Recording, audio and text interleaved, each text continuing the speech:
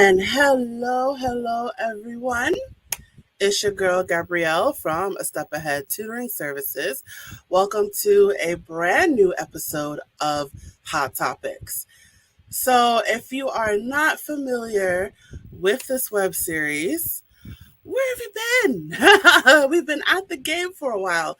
But yes, if you're new to the game, this is the web series where we like to get down and dirty.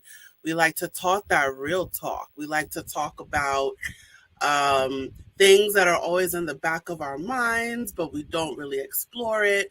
We don't really talk about it. Well, I'm taking the thing that's in the back of our minds and we're bringing it to the forefront. So, topics that we like to focus on here, we like to focus on things. Well, we're open to anything really, but we like to look at things from an educational perspective, from an informational and educational lens. So I shouldn't really limit the topics, but basically we like to look at things from an educational point of view. And when I have my guests on, I encourage them to tell their life stories as well, because the struggles and I could be spiritual and say trials and tribulations, but the struggles that they went through are a life story. And I forgot the quote, but basically it's a nice quote that I like, saying that what you went through can be someone else's survival guide. I don't remember what it is word for word, but basically that's along the line. So basically when when guests come here to the show and they tell their life stories, I encourage them to tell their life stories and to get down and dirty and talk about the dark stuff, because whatever it is that they went through, someone else is always going through the same thing. And whatever they did to overcome it, or maybe they're working on overcoming it, someone else can use that same wisdom and words of advice. So the trials and tribulations, I'm going to get spiritual, that you went through growing up is someone else's survival guide. So with that said, I'm going to get right to it. So today's topic is, I'm going to get my banner here, Living with a Disability Part 3. So obviously there's a part 1 and a part 2. Definitely check out our video library wherever you're watching this right now. But we here at A Step Ahead like to repeat topics because there is more than one perspective for a single topic. So we definitely like to repeat topics here because it's different people sharing different experiences, but it's all for one cause. So we definitely like to repeat topics here. So yes, this is part 3, and check out part 1 and part 2 wherever you're watching this right now. And I have a guest with me. I have a brave soul who's going to help me out with this discussion. Her name is Michele Brickner. I hope I'm saying her name right. I missed a little banner here. I'm just going to put that in quickly. Michele Brickner is going to help me with this discussion today, and I can't wait to tell you about her. So I'm just going to get right into it. So, who is Michele Brickner? I'm going to tell you who she is. Oh, I think she has one L in her name. Sorry about that, Michele. All right, so I'm just going to get right to it. So, who is Michele Brickner? So Michele Brickner is an accountant turned online fitness and nutrition. She is based in Long Island, so fellow New Yorker, but now serves clients worldwide through her online services. Tragedy brought Michele to the fitness space as she learned to use her body to transform her grief into her most powerful self. She learned how movement can heal both internally and externally. She focused on moving well and getting strong, and consequently eradicated her crippling back pain. I may have to ask her advice on that back pain because boy, do I have it. Now she shares all that she has learned over the past decade to help free her clients from a life of pain. Together, they focus on moderate workouts based in Pilates principles, balanced nutrition, and sound recovery strategies. Ooh, working out. I don't know about that. But anyway, let me bring her to the stage right now. Hi, Michele. How are you doing today? Good. Thank you for having me. Awesome. Thank you for coming on and thank you for being a brave soul today. Mm. All right. So, you're here to discuss our topic, living with a disability, and the disability of choice today is attention deficit hyperactivity disorder. I should have made a quick banner, but that's okay. Or which is commonly known as ADHD. So, if you wouldn't mind, I'm going to have you tell your story and educate the viewers. I'm going to hand the baton over to you and I'm going to have you just jump right into it. Okay, well, to be clear first, I just want to mention something. I actually don't have ADHD. I don't have that hyperactivity. I have what they always told me was a passive version of ADD.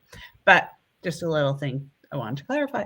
So anyway, so my story began, I actually didn't get that ADD diagnosis until really late in life, but my learning disability diagnosis came much earlier.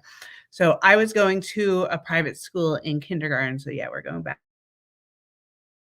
And they just noticed certain things about me that, let's just say, I wasn't like the other children.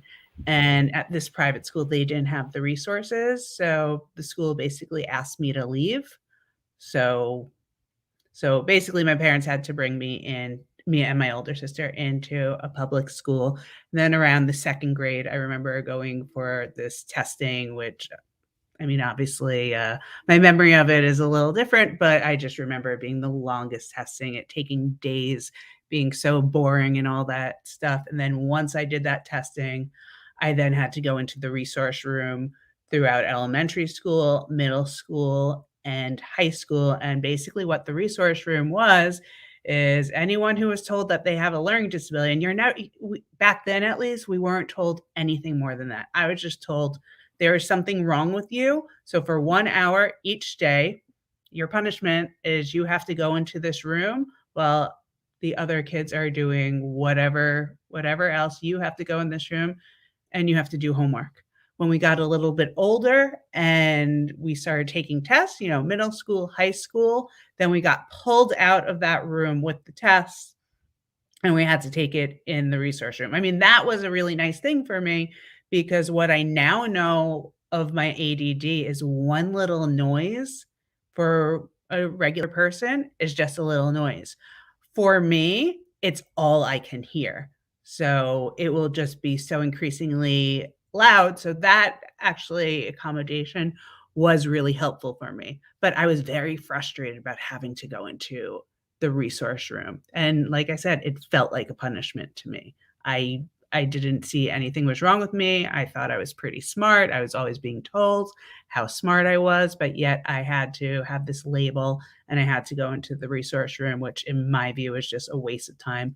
So in high school, I renounced my learning disability, thinking that I could just say, I don't have a learning disability anymore. That's that. And I remember a whole big meeting with the principal, the resource room, all those people until I was finally excused from the resource room. I didn't do well in school unless it was a subject that I loved. So I had a 1.8 GPA because I didn't like going to classes. So I mostly didn't. But then at the same time, I loved physics. So I got straight A's in physics, loved history, got straight A's in history. So my report card was kind of strange. And I've learned since then that all that stuff I was seeing on my report card was tied into the learning disability, was tied into the ADD. Once again, this is something that was never explained to me. It was explained to my parents, but not to me.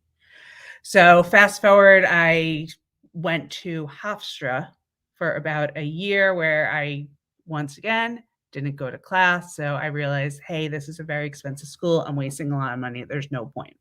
Then after that, I was pushed by my parents to go to a school in Vermont called Landmark College that specializes in students with learning disabilities and ADD.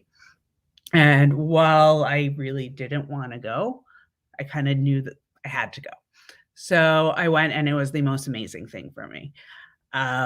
It was a very small junior college. Everyone there has ADD. Everyone there has some kind of a learning disability.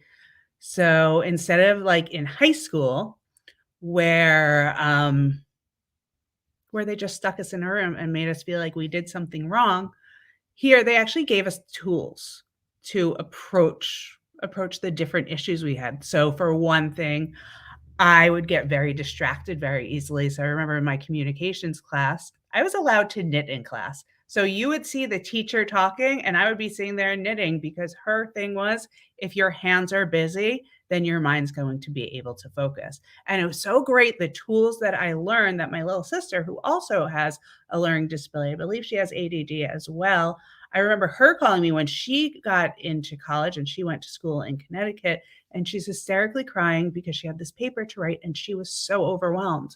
So I drove from Vermont to Connecticut, just kind of taught her what I had learned there. I was trying to kind of pass on these tools, and we got her through her paper. I mean, I had a pretty good experience because with the learning disability back in school, I kind of want to circle back here for a moment, because while it always came fairly easy to me, my little sister, it didn't come easy to her. And like, I could see how upset it made her. So for me, like, I'm frustrated that I didn't have these tools in high school and middle school that I had at this college, because I'm like, wow, imagine how things would have been. Because we had straight A's at this junior college. I went on to the University of Vermont, where I got invited to the National Honor Society and all these little things. But what would have happened if earlier on in my life I had given these tools? What would have happened for my little sister, who felt so terrible about herself? And I see so many kids like this. They just feel so bad about themselves because they can't do good in school. And it's not on the kids, it's on the school systems who are not doing what they should. I mean, we would never think of a building without a wheelchair ramp. So the fact that schools don't help these students that have a different disability, it's terrible. It really is terrible. I'm grateful that I had those opportunities, but it was also an extremely expensive school, a school that most people can't afford. So I definitely do think there is a really big problem with that. And I will say, it's kind of the gift that continues to give, because even this day in fitness and in nutrition, every year I'm doing at least one certification, which I'm no longer in a classroom, but I'm studying on my own. So I need to have these really good study habits to be able to commit, to be able to complete these certifications. And now that I'm a mom myself and I'm starting to see things with my daughter, I know that I'm going to be able to help her. And there you have it in a nutshell. That is my story. That is my journey from that 5-year-old little girl to the one who has a 5-year-old of her own. Awesome. Awesome. Thank you so much for that. So let's go back to the beginning a little bit. Can you tell us how old were you when you received the official diagnosis? I was in second grade, so that would have made me 7. So you are a youngin. Yeah. So can you, how, so I gotta think of my question. Okay, so we're still in the beginning a little bit. So you brought it up briefly about, while in school you were brought to separate rooms. Mm-hmm. Were you aware of why you were going to separate rooms? No, and this is actually an interesting thing, because recently, which I didn't mention, my father had found all these papers from my childhood, which he had told me had gone away, and he brought them all here. And all this is my IEPs and just different reports that have been written about me through the years. So from that, I had kind of learned a lot about the learning disability. But at the time, I wasn't told anything. I was just told, you have to do this. And that's kind of a big part of what I felt as an adult learning this. Like, they kept on saying, why aren't you going to class? Why aren't you doing this? Why are you doing that? And they had this knowledge about me that everyone just chose not to share with me, which I think is insane. So no, I did not know. So to you, it was just like a normal day at school, not going to classes. Your parents are yelling at you. Why can't you do this? Why can't you do that? You thought it was just a normal day. Yeah, I thought that was my personality. I didn't realize that it actually tied into this other thing. So when you realized that you had a disability, like fairly recently. Um, I got the documentation for it. When was Um, that? When did you get it? it was a few months ago, actually. Like, I got into huge conversations with my entire family about the content of what I was seeing. So one of the things, for instance, that it said, and I think this is more tied to my learning disability, um, how, a teacher would ask me a question and, I'd look really dazed or I'd be staring out into space. And I always thought that was just kind of part of my personality. But then reading a later IEP from when I was going to this school, the doctor who was giving it to me had said this has to do with the brain processing, and this is also very much related to this passive form of ADD that I had mentioned. So take us to that moment when you saw a few months ago. Your dad walks in with all this random paperwork, like, here, you can keep it. And then I guess your dad was doing some winter cleaning, and he gives you all these documents. You happen to see an IEP, and it's like, whoa. So take us to that moment. What were you thinking? What were you feeling when you saw that IEP?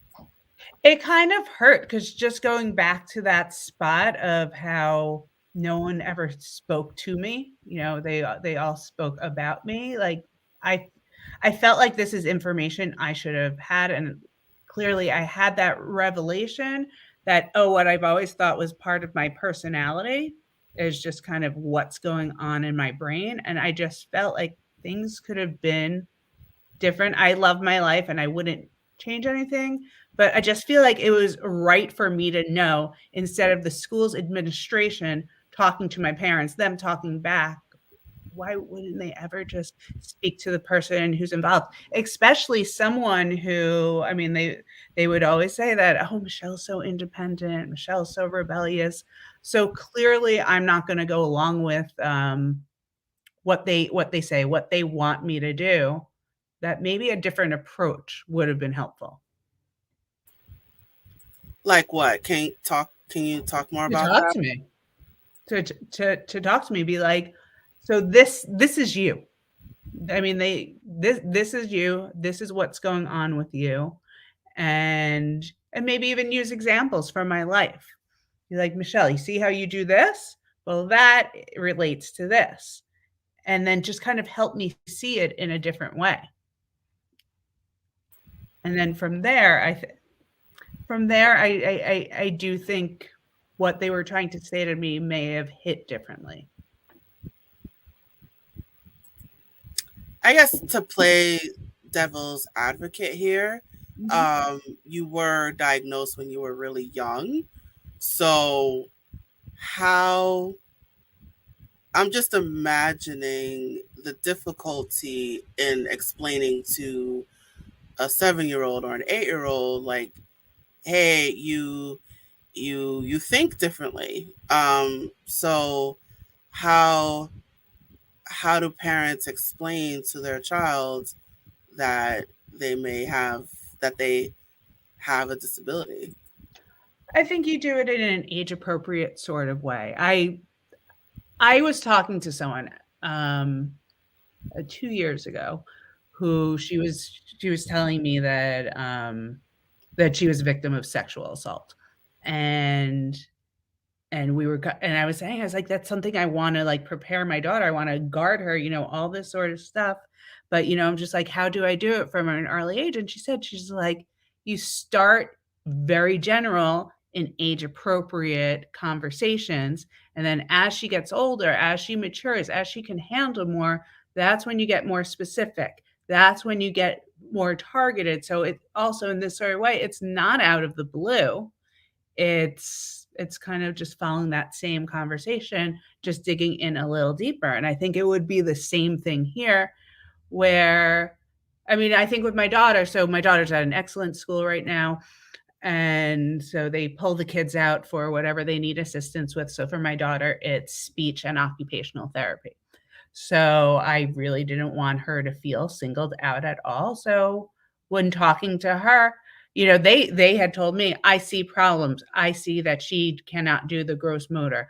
I see she cannot make these certain sounds correctly.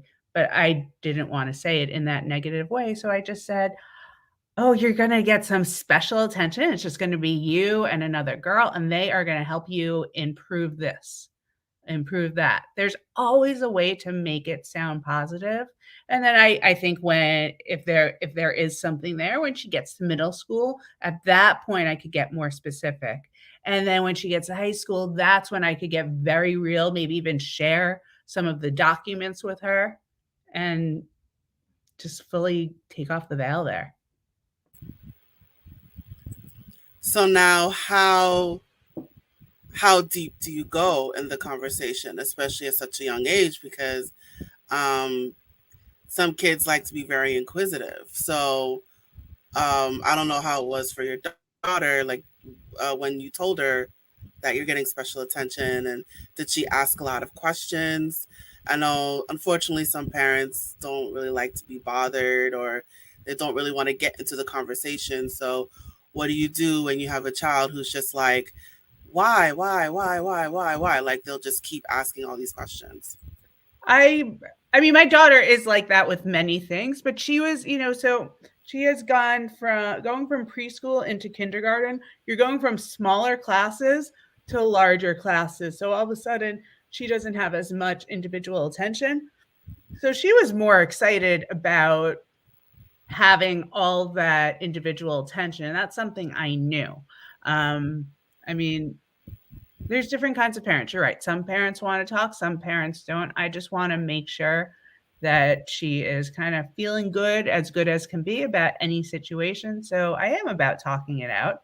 And I'm honest with her. I answer the whys as best as I can. And if she gets to a why that I can't answer, or if I think we've gotten to the root of it, I will either say, I don't have an answer for you. I don't know, or I'll flip it on her sometimes. We'll just kind of talk it out. We'll find a way to get through with it, and I think it's perfectly okay to not have all the answers. So basically, you would be open with her. You wouldn't hold anything back. Of course, you would be age appropriate, like you said, but Yeah. you wouldn't hold anything back. And if she wants to know, you'll let her know. Yeah, absolutely. All right, awesome. All right, so I wanted to get into this a little bit. So, where I think you talked about it in middle school, that again, you didn't know what was going on. You would just thought, why am I getting all this attention?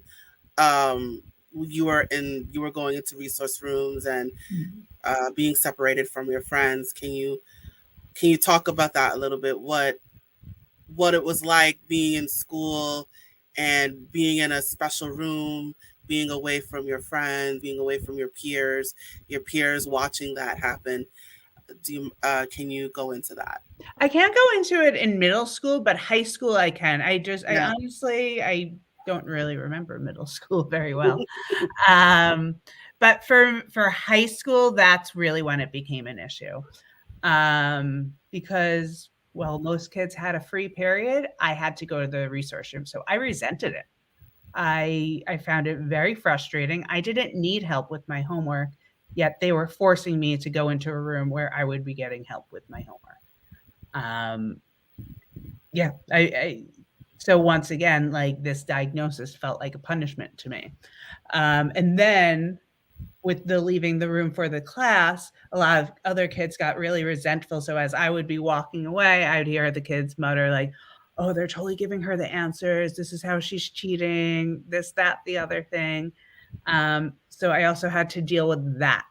So, I mean, to me, there was no value in this learning disability designation. What do you mean no value? I didn't see any value in it. So basically, they were saying you have to have people mad at you and you have to waste a period of your life just to do homework. Where was I didn't see myself as getting anything from it. So when you went to the resource room and you had the homework help, you felt that wasn't helpful for your education? No, not at all. So what would you have changed? What would have been different for you? You know, before I answer that, I want to say I think it's different for everyone depending on their learning disability. And I think that's the problem. I think they treated everyone with a learning disability the same way. So for me, I didn't struggle with school at all. I actually did very well when I went to class, when I chose to do the work. There were other people there who really did struggle, and I saw that they were getting a lot of help from being in the research room. But I think you really do need to treat people on an individual basis. And for me, I think it would have just been that awareness, because I remember it was in high school where I actually finally learned a little bit about my learning disability. And when they explained it to me like they did it in some like real dumbed down way, which was great, and I was able to understand it, that gave a lot to me. That helped me. I'm the type of person where if I ask you a question and if I ask for your opinion on something and you give me an answer, I'm going to accept it.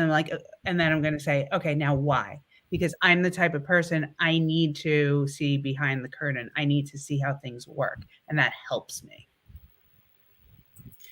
I'm sorry, you said that you became aware of what was going on in high school? Yeah. I think it was probably in this meeting when I said I don't see the point in me having a learning disability, and I said, so I don't want to do this anymore. They did actually explain it a little bit to me, like basically how it works for my brain. Do you recall what they said? I remember exactly what they said.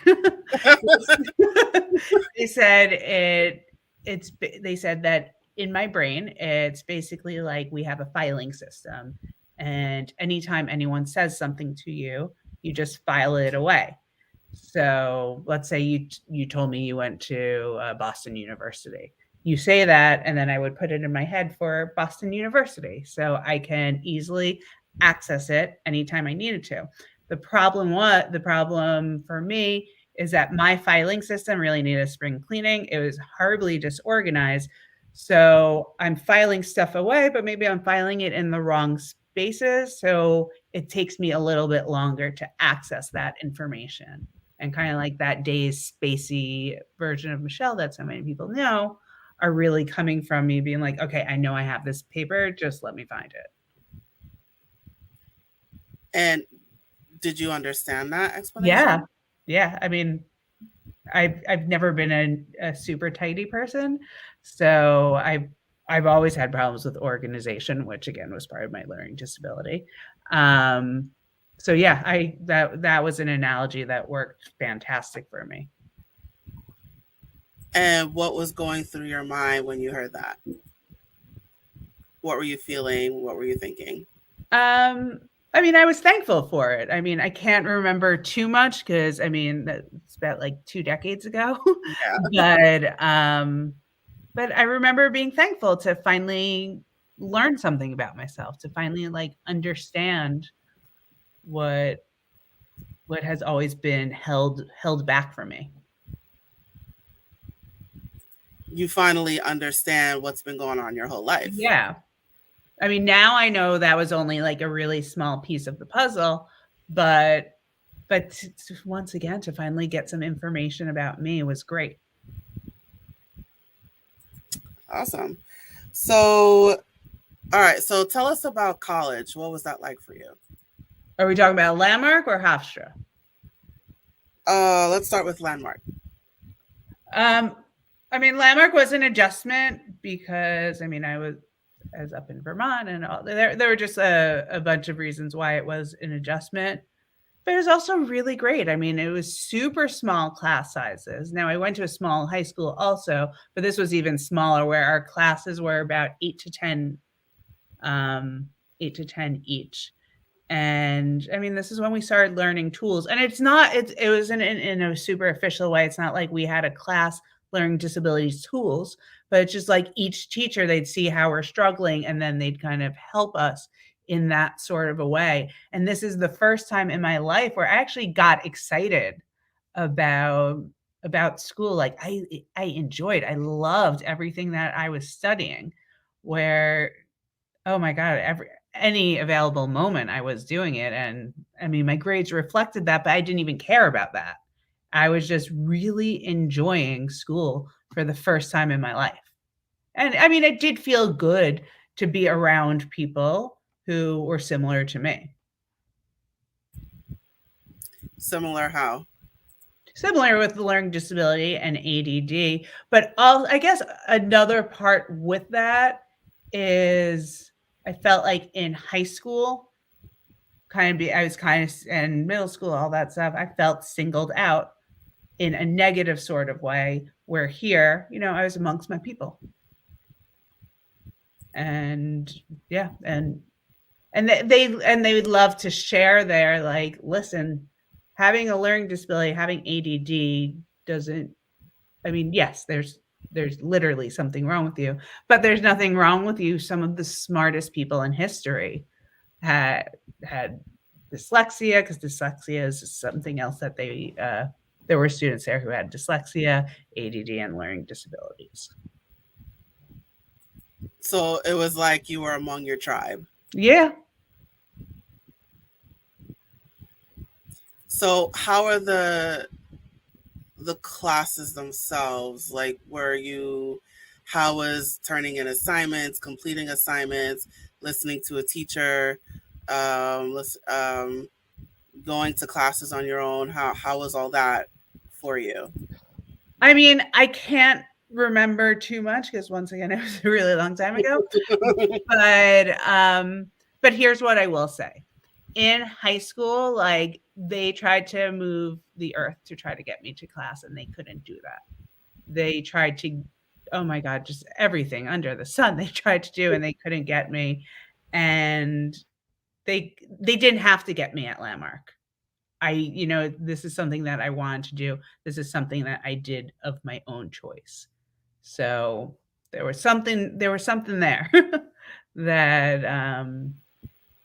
yeah, yeah, unfortunately, I can't answer that question. All I know is there was just something that made me want.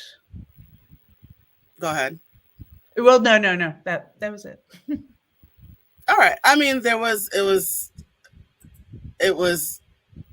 was different from high school, and and that you weren't, like you said, you weren't singled out. You were among your tribe. Yeah, you know what? Now I'm thinking about it. I think one part of it could be, once again, I felt put down. I felt singled out in high school, where at Landmark, I felt there being like, yay, you got this. So now let's use it and let's see what you're capable of. It just felt so positive. Like I know when, like my daughter, she does not love to do the reading homework. And I know when I'm doing it in a way like, come on, we got to do this, which is kind of negative. she's not really wanting to do it with me. But then when I do it in a way where I'm like, I can't read this word. I really can't figure it out.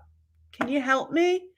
That's when she wants to do it. When you talk to someone in a way that shows that you see their potential, then I feel like it makes them wanting to act in alignment a little bit more. I mean, I guess kind of that old line, you get more bees with honey than with vinegar. Right. So you were playing to your daughter's strengths.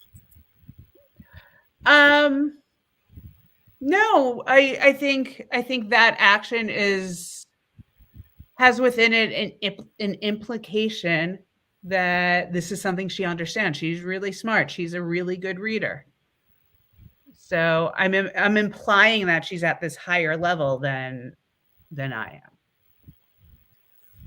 So you were encouraging her, giving am. her, you were helping her find confidence in herself. Yeah, instead, I mean, I think a lot of people I knew at least who were in the resource room, I think, and I can be wrong, I don't like speaking for other people who I haven't seen in such a long time, but I feel like there was almost a way teachers would talk to them.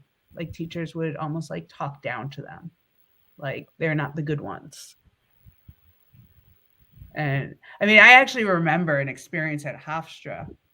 And that I had one of these teachers who kind of like talked down to me like, don't take a seat in my classroom. And then once I was at Landmark, like I said, I was so excited about school. So I came home during the X session, that small January session, to get in some extra classes.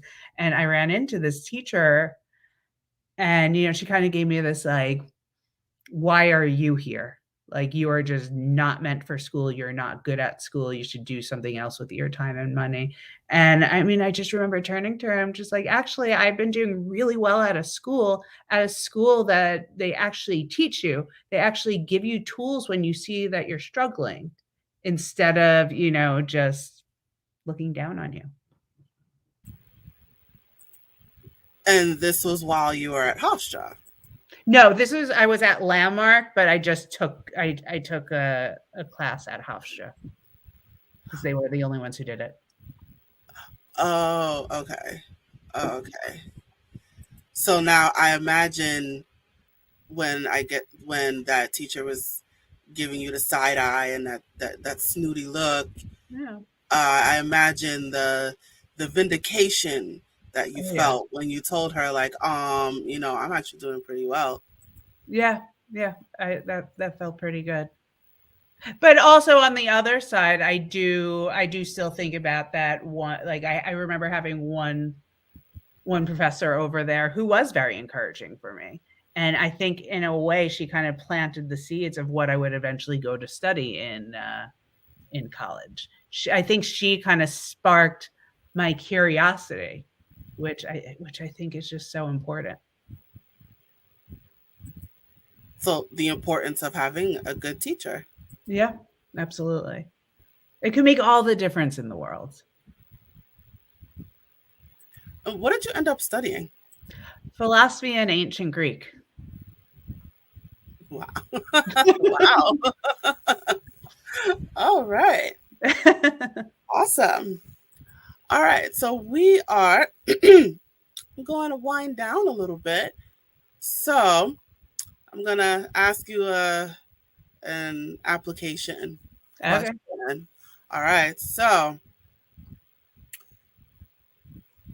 your, well, you said high school, I guess, was the most stressful time for you, I'm assuming. Yeah, I'd say so. Um, yeah. All right. So your high school self is standing right in front of you. What would you say to your high school self right now? Ooh. I mean, honestly, my high school self wouldn't listen to me. I mean, you know what? I would sit down my high school self and explain everything that I had just learned recently. This is why this is why you're like this. This is why you're like this. Just give yourself a chance. And yeah, I feel like that explanation and, just telling me to try a little bit is what I think that would help me. Awesome, awesome. All right. So, do you have any words of wisdom that you would like to share with the viewers? Anything you'd like to impart? Um, yeah, I mean, I think the two biggest things, I think it's more for parents of children with learning disabilities and ADD, where don't safeguard the information. Like if you for someone who does have this, like you need to have those open conversations. You need to discuss if to allow them to be a part of their own life. And then the other thing is you need to be the biggest advocate, because I'm lucky that my daughter's at a good school district. Not all school districts are as good. So just pay attention to how they seem to be doing in school. And if you think that they need anything further, just write to the school, contact the school, make sure that they're getting the tested so that they can get the help they need, and just make sure that you're being there in support of your children. And if they're having problems with homework, if they're having problems with school, that's not the time to get mad at them. That's the time to support them and let them know, hey, I'm here for you. I am the number one person in your corner. Awesome, awesome. And I'm going to have you make a quick PSA before we switch to the next segment. So, if any parents suspect any signs of ADD, ADHD, what, or if they want to have their child evaluated, or maybe they're adults and they have those same, is the symptoms the right word? If they have the same symptoms, or maybe they went through the same life experiences that you have, what what can they do about it? Well, it's going to be different for what stage of life you're in. So for a smaller child, let's say preschool or younger, that's something that you're going to take up with a pediatrician. And I know for me, they had actually sent me to ear and throat doctor, I think it was, for deeper testing, because I know there is something with the ear and some of those symptoms. So for the younger child, it's going to be the pediatrician and then possibly a specialist. For a child in elementary school, middle school, you want to talk to the teachers. You want to try and have a close relationship with teachers, which, as I'm discovering now, with the way kids are in school with technology, it's a lot easier. One thing I can say just really quickly is I had mentioned something to my daughter's teacher in September, like, oh, hey, I kind of see a little of myself in her. Watch out for this. And she had actually recently called me and be like, I think you're right. We're going to have a conversation, because the teacher can then just pull in all the resources or at least guide you of where you need to go. Then finally, for someone a little older, high school could go to the teacher, and same with college. Well, college, not so much. So you want to go to a psychologist or a psychiatrist, depending on where you want to take this. But yeah, a psychologist or a psychiatrist could help you out. And that and that's the same for adults as well, right? Yeah, actually, my last testing, granted, she was the dean of the school, but my last testing was done by, I think she was a psychologist. So yeah. I think at that stage in life, I think that's all you really can get tested by. Mm-hmm. But I guess all I would warn is, because a lot of people who may suspect that they have this, maybe sitting still for a long time does not come easy, and this is kind of the longest testing you will ever have in your life. Like it feels unbearable. It really feels unbearable. Awesome. All right, Michele, thank you so much for joining me today. Just gonna make that quick spelling to your name. All right, and I'm gonna put up your banner right now. So you guys, you can follow Michele on social media. She is on Facebook, Instagram, TikTok, and YouTube.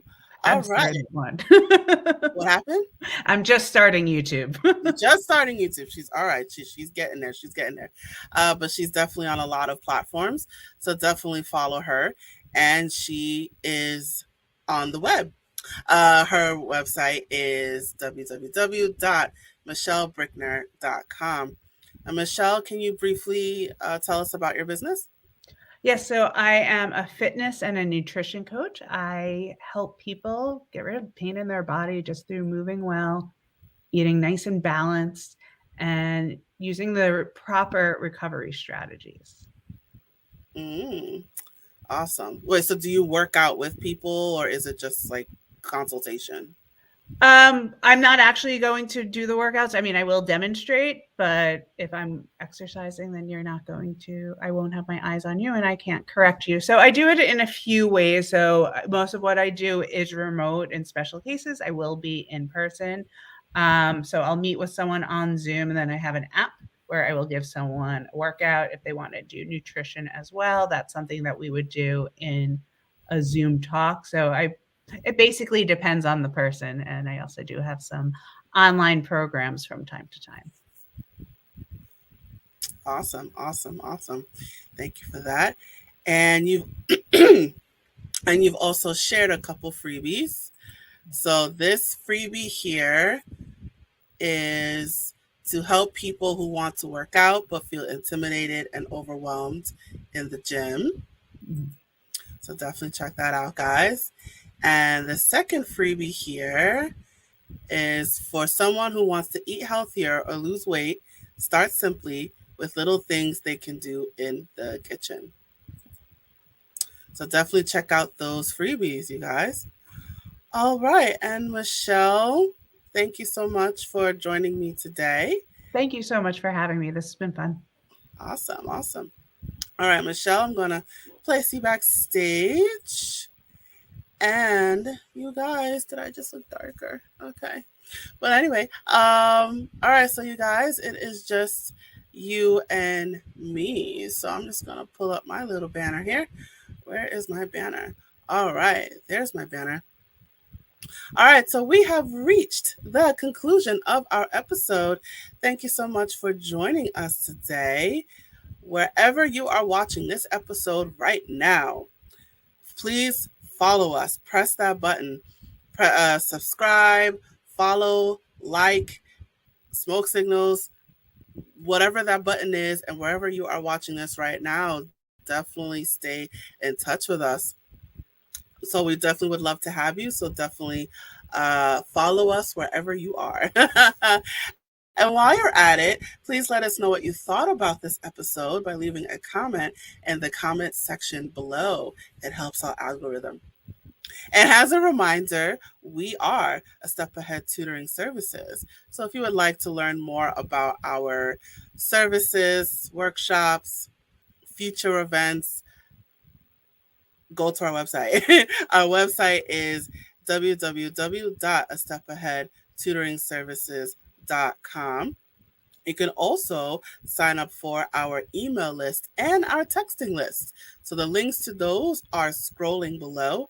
And if you are watching this on YouTube, that information is in the description. So I encourage you to sign up for our email list, sign up for our texting list, and stay in touch with us. And before I close, I'm going to share this one message. Hey there, have you heard of us? We're a small team of tutors here at A Step Ahead Tutoring Services. We believe that education and information should be accessible to everyone, regardless of income, race, or creed. We're dedicated to making this happen, but we need your help. Please consider making a donation to our company. No amount is too small. Your donation will allow us tutors to remain employed, offer free and low-cost services, put on productions like this web series, and reach out to families nationwide. With your help, we can tackle the academic challenges of our students and the emotional, mental, and behavioral changes that result from these challenges. As a bonus, we can improve our communities in the process. Support us today. Note: we're a for-profit company. We're not a charity. Your donation may not be tax deductible. Please consult a tax professional.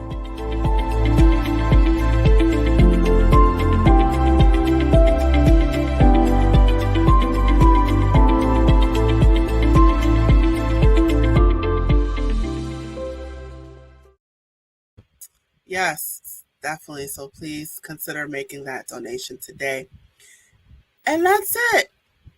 You made it. So I hope this was a learning experience for you. And I hope that whatever lessons that you got from it, you take it with you wherever you go. So thank you for joining us today. And Gabrielle, hope to see you at the next episode. So thank you for joining us and signing off.